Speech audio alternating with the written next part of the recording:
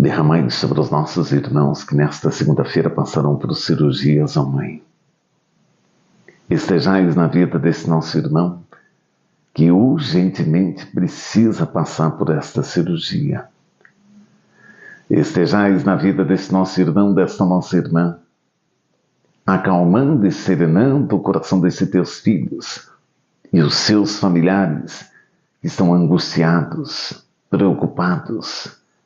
Mas em vossas mãos entregamos estes nossos irmãos e assim te entregamos também a equipe médica que estará realizando o procedimento cirúrgico. Sobre vossa graça, sobre vossa bênção. Estendei as tuas mãos sobre todos os teus filhos que estarão nesta segunda-feira passando por cirurgias. Amém. Amém.